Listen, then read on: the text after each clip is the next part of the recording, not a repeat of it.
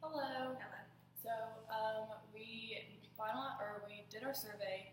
It ended up being 6 questions, and we had some. We had we asked about NICU experience, and most of them were multiple choice, but some of them were free response. But we got an email from our mentor after we sent her. She wanted to see just like our initial questions, and we sent it to her to see if there was anything that she wanted us to change, if we were asking the right questions.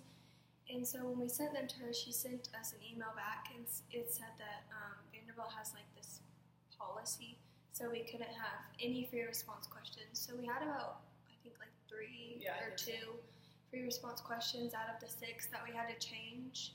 So that did kind of limit us on. We had to really think about how we were going to word those questions because we couldn't do free response anymore. So our finalized survey was all multiple choice or select, check.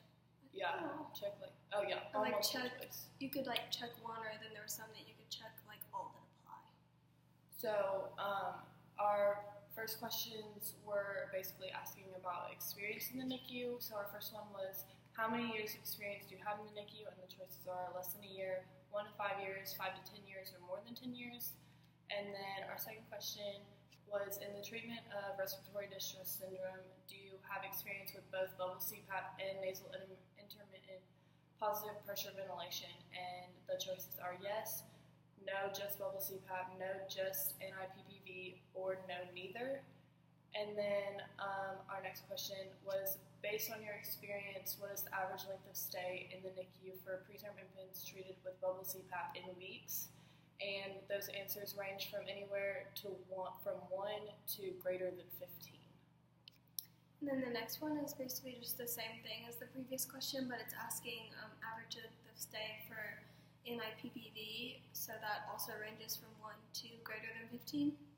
And then the next question is, based on your experience, would you agree that bubble CPAP is a more effective treatment in terms of length of stay for respiratory distress syndrome compared to NIPPV? And the options were yes, no, or not applicable, meaning you haven't worked with both, or you haven't had experience with any.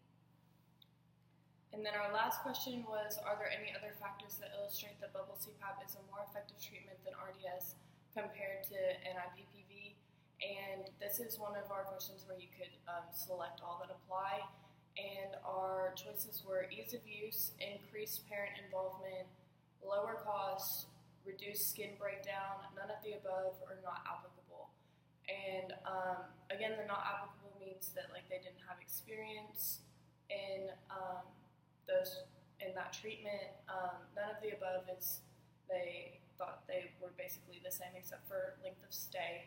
And then ease of use. In our research, we saw that a lot of people thought that bubble CPAP was easier than NIPPV to use because NIPPV is hooked up to a ventilator, and bubble CPAP is just its own device. And then increased parent involvement.